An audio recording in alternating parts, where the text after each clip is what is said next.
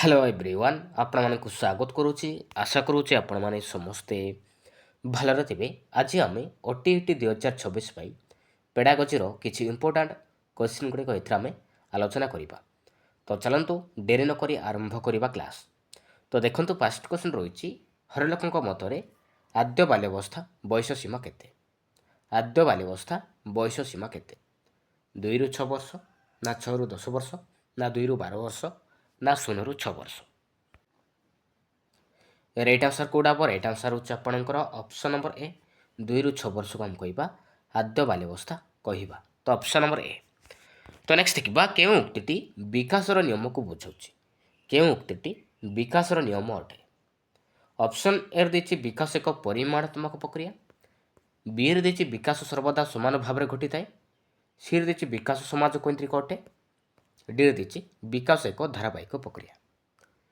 Right answer हूँ आपंकर option number D विकास एक धारावाहिक प्रक्रिया। तो यहाँ हूँ गोटे विकासर नियम को बुझाऊँ ऑप्शन नंबर डी।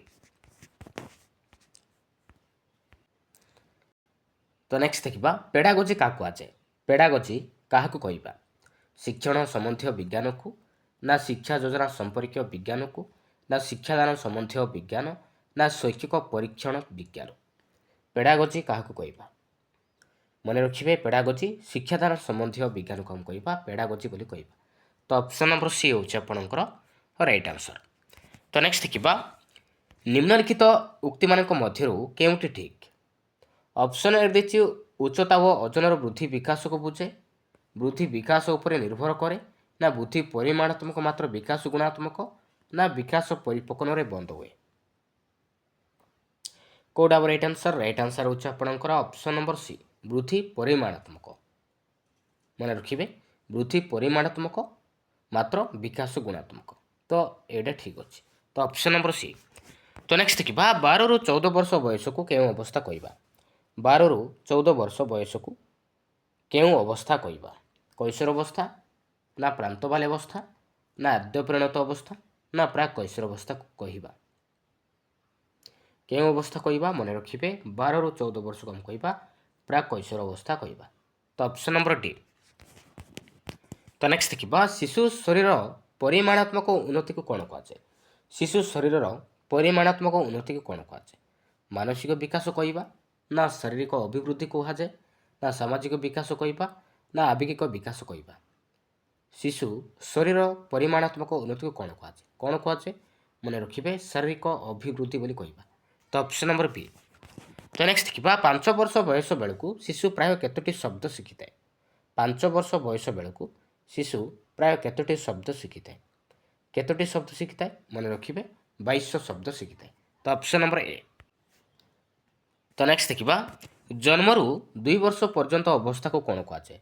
जन्मरू 2 वर्ष पर्यंत अवस्था को कौन कहवा आद्य बाल्यावस्था ना शैशव अवस्था ना प्रांत बाल्यावस्था कहवा ना प्राक कैशोर अवस्था कहुए।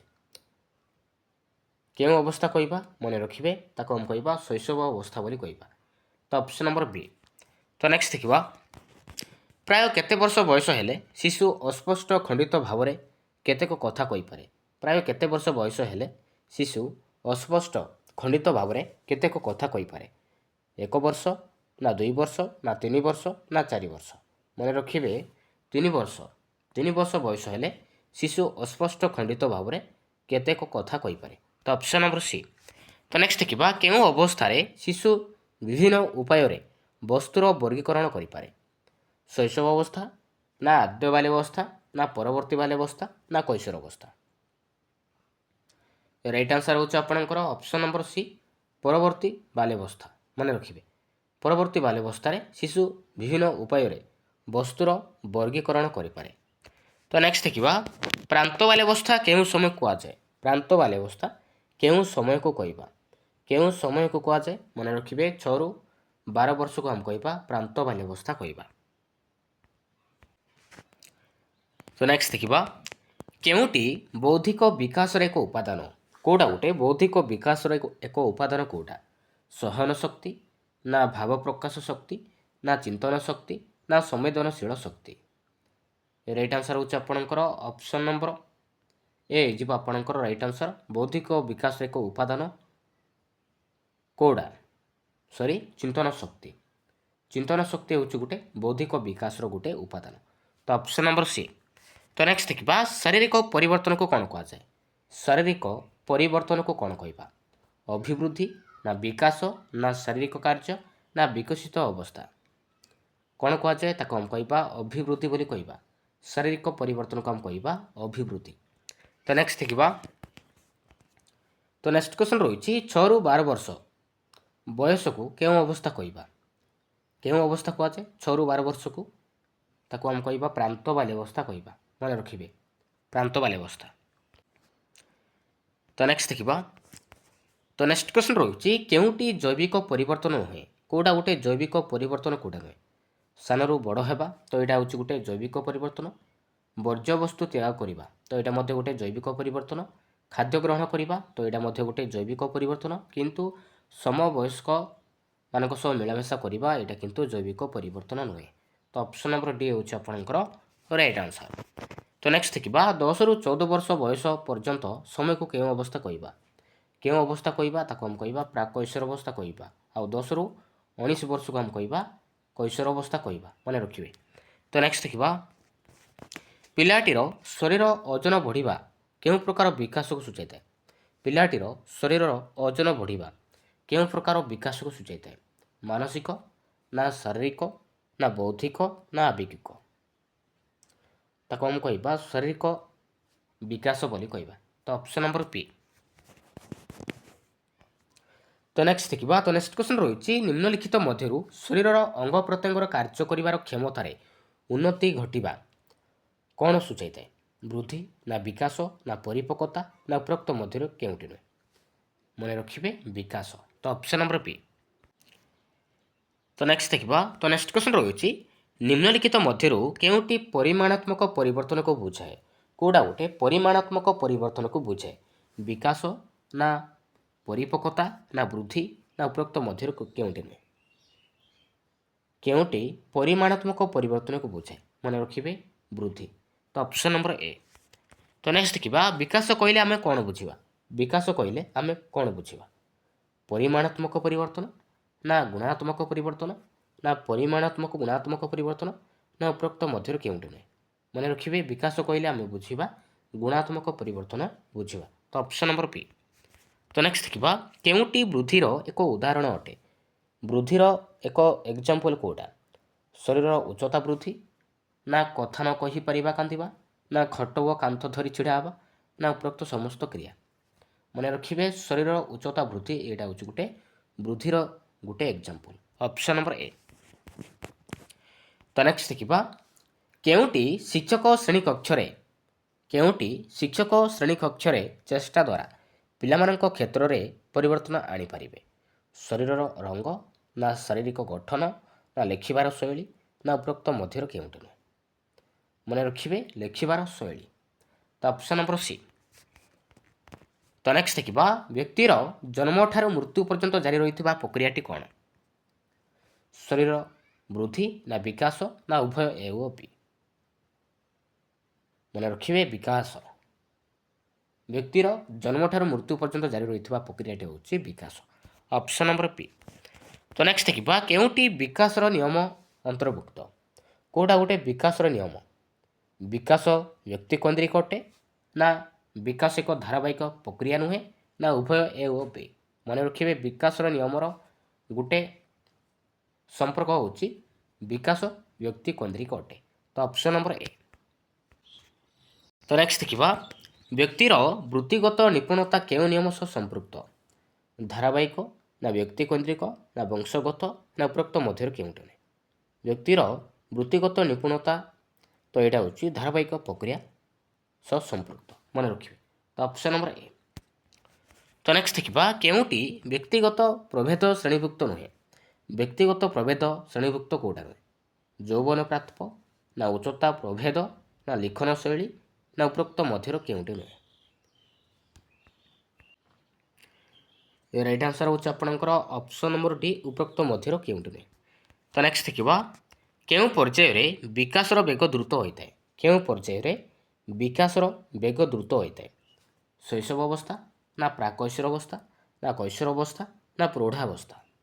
ମନେ ରଖିବେ ଶୈଶବ ଅବସ୍ଥା। ଶୈଶବ ଅବସ୍ଥାରେ ବିକାଶର ବେଗ ଦ୍ରୁତ ହୋଇଥାଏ। ତ ଅପସନ୍ ନମ୍ବର ଏ। ତ ନେକ୍ସଟ ଦେଖିବା ଶିଶୁର ସାମାଜିକ ବିକାଶ କେଉଁ ଅବସ୍ଥାରେ ଆରମ୍ଭ ହୋଇଥାଏ? ଶିଶୁର ସାମାଜିକ ବିକାଶର ଆରମ୍ଭ କେଉଁ କେଉଁ ଅବସ୍ଥାରେ ଆରମ୍ଭ ହୋଇଥାଏ? ବାଲ୍ୟାବସ୍ଥାରୁ, ନା ଶୈଶବ ଅବସ୍ଥାରୁ, ନା କୈଶୋର ଅବସ୍ଥାରୁ, ନା ପରିଣତ ଅବସ୍ଥାରୁ? ମନେ ରଖିବେ ଶୈଶବ ଅବସ୍ଥାରୁ। ଶିଶୁର ସାମାଜିକ ବିକାଶ ଶୈଶବ ଅବସ୍ଥାରୁ ହିଁ ଆରମ୍ଭ ହୋଇଥାଏ। ତ ନେକ୍ସଟ ଦେଖିବା ଶିଶୁ ତାର ଚାରିପାଖରେ ଥିବା ବ୍ୟକ୍ତିମାନଙ୍କ ସହ ସମ୍ପର୍କ ବଢ଼ାଇବା କେଉଁ ଦକ୍ଷତାକୁ ସୂଚାଇଥାଏ? ଶିଶୁ ତାର ଚାରିପାଖରେ ଥିବା ବ୍ୟକ୍ତିମାନଙ୍କ ସହ ସମ୍ପର୍କ ବଢ଼ାଇବା କେଉଁ ଦକ୍ଷତାକୁ ସୂଚାଇଥାଏ? ମାନସିକ, ନା ଶାରୀରିକ, ନା ସାମାଜିକ, ନା ଉପରୋକ୍ତ ମଧ୍ୟରୁ କୌଣସି ନୁହେଁ। ମନେ ରଖିବେ ସାମାଜିକ। ତ ଅପସନ୍ ନମ୍ବର ସି ହେଉଛି ଆପଣଙ୍କର ରାଇଟ୍ ଆନ୍ସର। ତ ନେକ୍ସଟ ଦେଖିବା ଶିକ୍ଷକ ଶିକ୍ଷାର୍ଥୀମାନଙ୍କ ଶାରୀରିକ, ମାନସିକ, ସାମାଜିକ, ଆବେଗିକ ଓ ନୈତିକ ବିକାଶ ସମ୍ବନ୍ଧରେ ତାଙ୍କର କି ଲାଭ ହୁଏ? ଶିକ୍ଷାର୍ଥୀମାନଙ୍କୁ ଉପଯୁକ୍ତ ମାର୍ଗଦର୍ଶନ କରିପାରେ, ନା ଉପଯୁକ୍ତ ଶିକ୍ଷଣ ପରିବେଶ ସୃଷ୍ଟି କରିପାରେ, ନା ପ୍ରତ୍ୟେକ ଶିକ୍ଷାର୍ଥୀକୁ ଉପଯୁକ୍ତ ଜ୍ଞାନ ଦେଇପାରିବ, ନା ଉପରୋକ୍ତ ସମସ୍ତ? ରାଇଟ୍ ଆନ୍ସର କେଉଁଟା ହେବ? ରାଇଟ୍ ଆନ୍ସର ହେଉଛି ଆପଣଙ୍କର ଅପସନ୍ ନମ୍ବର ଡି, ଉପରୋକ୍ତ ସମସ୍ତ ଲାଭ ହୋଇଥାଏ। ତ ଅପସନ୍ ନମ୍ବର ଡି। ତ ନେକ୍ସଟ ଦେଖିବା କେଉଁ କାରଣ ପାଇଁ ଶିକ୍ଷକଙ୍କର ଶିକ୍ଷାର୍ଥୀମାନଙ୍କ ବୃଦ୍ଧି ଓ ବିକାଶ ସମ୍ବନ୍ଧରେ ଉପଯୁକ୍ତ ଜ୍ଞାନ ରହିବା ଉଚିତ? କେଉଁ କାରଣ ପାଇଁ ଶିକ୍ଷକଙ୍କର ଶିକ୍ଷାର୍ଥୀମାନଙ୍କ ବୃଦ୍ଧି ଓ ବିକାଶ ସମ୍ବନ୍ଧରେ ଉପଯୁକ୍ତ ଜ୍ଞାନ ରହିବା ଆବଶ୍ୟକ? ଅପସନ୍ ଏରେ ଦେଇଛି ଉପଯୁକ୍ତ ଶିକ୍ଷଣ ପରିବେଶ ସୃଷ୍ଟି ପାଇଁ, ନା ଶିକ୍ଷାର୍ଥୀମାନଙ୍କର ଆବଶ୍ୟକତା ଜାଣିବା ପାଇଁ, ନା ଶିକ୍ଷାର୍ଥୀମାନଙ୍କର ବିଭିନ୍ନ ଶିକ୍ଷଣ ସମସ୍ୟାର ସମାଧାନ ପାଇଁ, ନା ଉପରୋକ୍ତ ସମସ୍ତ?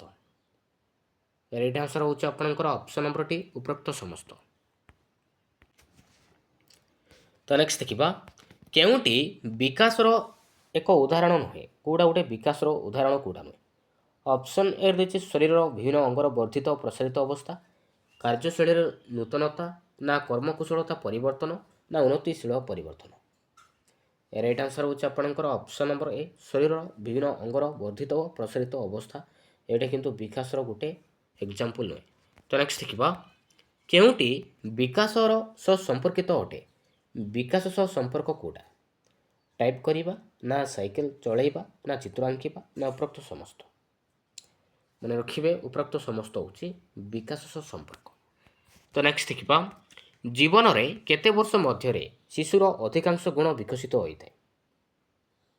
କେତେ ବର୍ଷ? ମନେ ରଖିବେ ପ୍ରଥମ 5 ବର୍ଷ ବୟସ ମଧ୍ୟରେ।